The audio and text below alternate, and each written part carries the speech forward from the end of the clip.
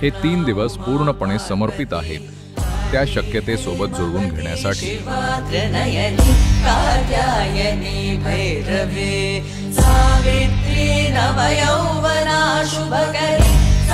ज्या पद्धतीने ती आता प्राणप्रतिष्ठित केली आहे, कुठेतरी 3600 ते 4500 वर्ष ती इथं राहील।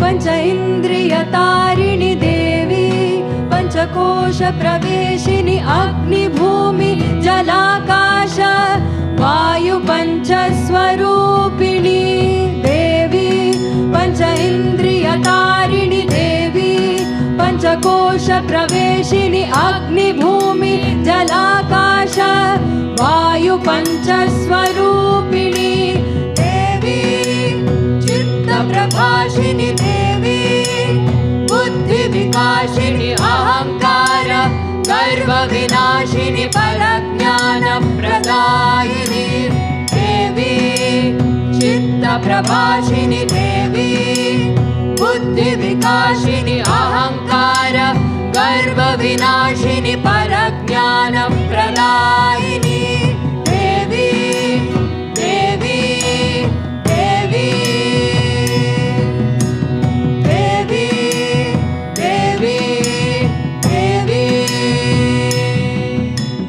देवी हे एखादं ध्येय नाहीये, ती एक प्रवेशद्वार आहे। ती एक शक्यता उघडते जिचं स्वरूप अमर्याद आहे, तर देवी एक द्वार आहे।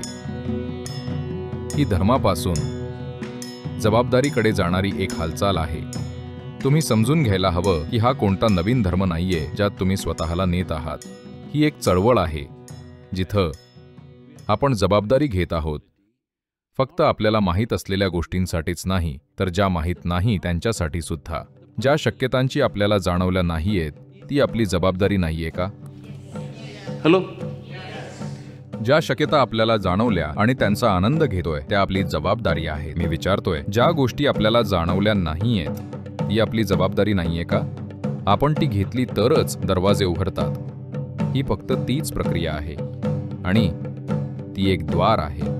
जर तुम्ही उघडलं, जर तुम्ही केंद्रित आहात आणि रोज तिचं दार वाजवत आहात, मग जेव्हा ती उघडते तेव्हा जीवन एका वेगळ्या पातळीवर असतं। भैरवी, भैरवी, भैरवी, भैरवी, भैरवी। हे 3 दिवस पूर्णपणे समर्पित आहे त्या शक्यतेशी जुळवून घेण्यासाठी, जिला आपण भैरवी किंवा देवी किंवा तुम्ही जे काही म्हणू इच्छिता त्यासाठी।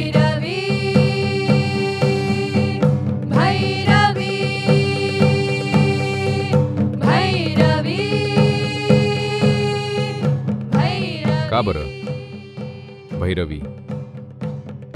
आम्ही तिच्यासाठी बनवलेल्या काही विधीचा ती परिणाम आहे। त्यामुळे ती एका विशिष्ट प्रकारची ऊर्जा उत्सर्जित करते। भैरवी जे काही दर्शवते त्यातील एक महत्त्वाचा पैलू म्हणजे इथं भैरवी रक्तशुद्धी म्हणून काहीतरी आहे।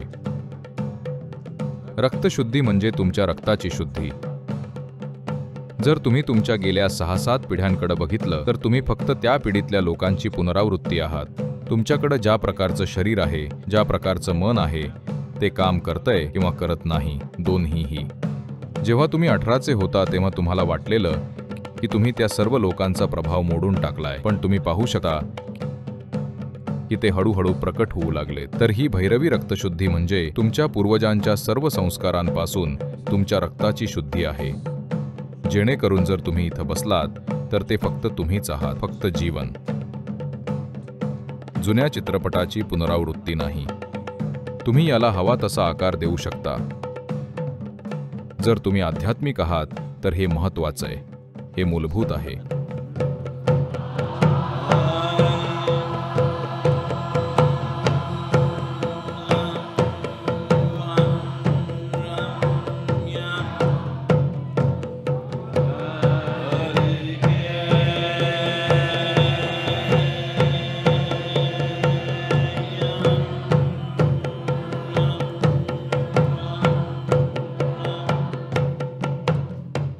देवी हा शब्द देव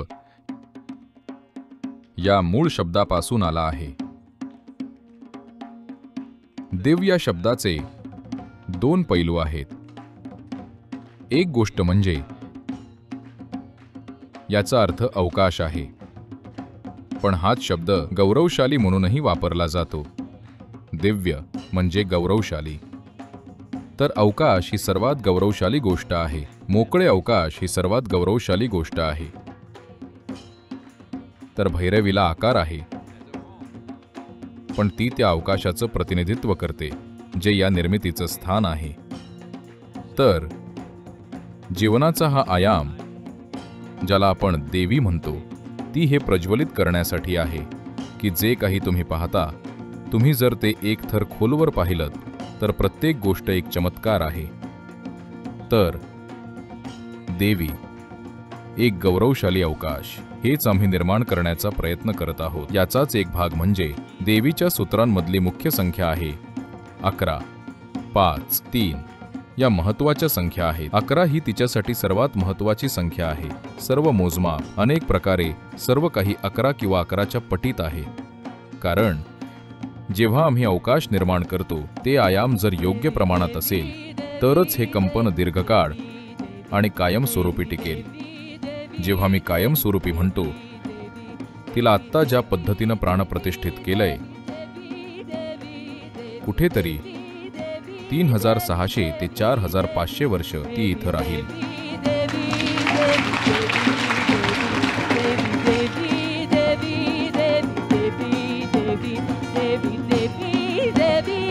जय भैरवी देवी. यानंतर काय घडेल तर तिच्यामध्ये काही बदल होतील. हे आम्ही त्या लोकांवर सोडलंय जे काही गोष्टी करण्यास सक्षम आहेत. तर तुमच्यापैकी जे इच्छुक आहेत त्यांनी ठराविक काळ आणि एकाग्रता द्यावी, जेणेकरून आम्ही असे लोक तयार करू शकू ज्यामुळे पुढील पिढ्या निष्फळ ठरणार नाहीत.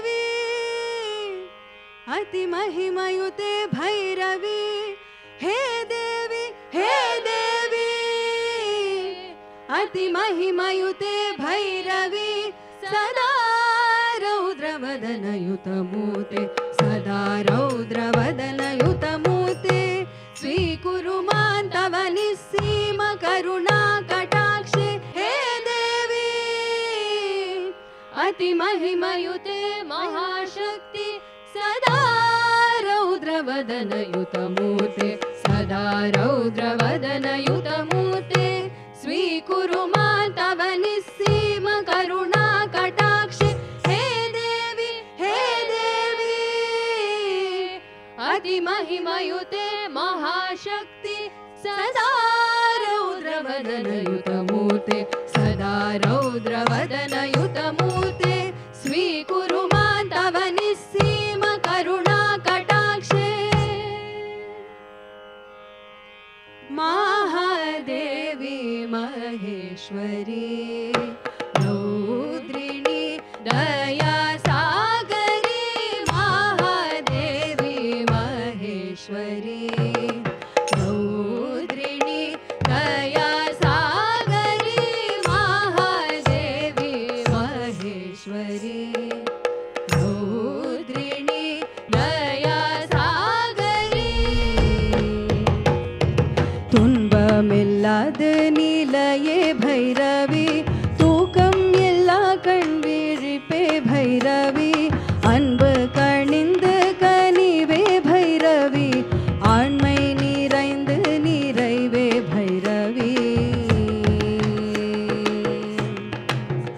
फक्त देवी इथं आल्यामुळे हे खूप जास्त जिवंत वाटते. भैरवी एन्नத்தில் நிற்கும் நேரி आनंदाच्या भावना, उत्साहाच्या भावना ज्या मला माझ्या दैनंदिन जीवनात कधीही जाणवत नाहीत. आशा आहे की मी हे माझ्यासोबत बराच काळ ठेवू शकेन. சோம்பர் கெடுக்கும் தோணிவே பைரவி சொல்லில் விளங்கும் சுடரே பைரவி ही आपली जबाबदारी ठरते की भक्तीला अधिक समंजसपणे, उत्साहाने, प्रसन्नतेने आणि आनंदाने सादर करणे. कारण जर लोकांनी तुम्हाला पाहिलं तर त्यांनी विचारायला हवं की तुम्हाला काय झालंय, मला सुद्धा असंच व्हायचंय. ही दैवी स्त्री तत्वाची स्थापना हा एक अद्भुत प्रयत्न आहे आणि जगाच्या या भागासाठी खूप महत्त्वाचा आहे.